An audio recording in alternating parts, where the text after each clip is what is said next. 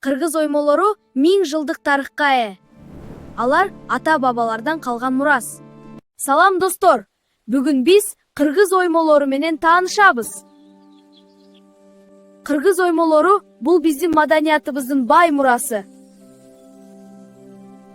Ар бир оймо өзүнчө мааниге ээ. Биринчи оймо кочкор мүйүз. Бул уйму байлыкты жана күчтү билдирет. Ал көбүнчө килемдерде колдонулат.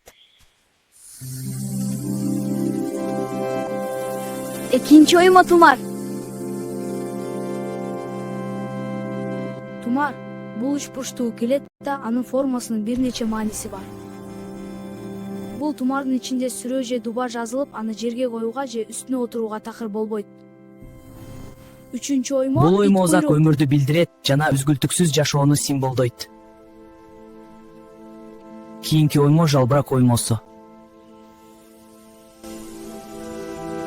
Бул табиятты жана жашоону билдирет.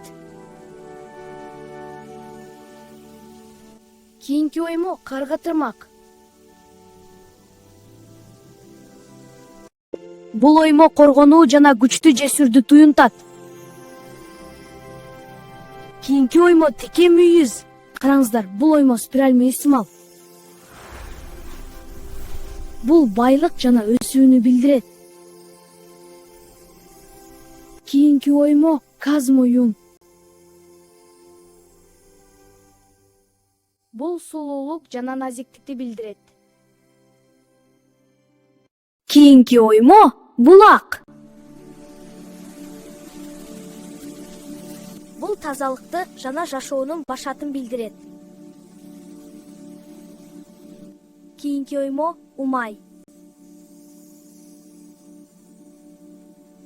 Бул энелик жана коргоону билдирет.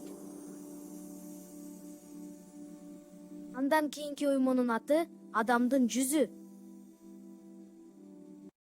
Бул адамды жана жашоону чагылдырат.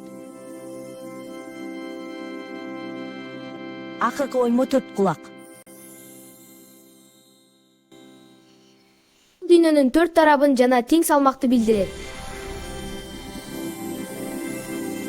Кыргыз оймолору 1000 жылдык тарыхка ээ. Алар ата-бабалардан калган мурас. Досторуң менен бөлүш, каналга жазыл. Лайк бас жана комментарий калтыр.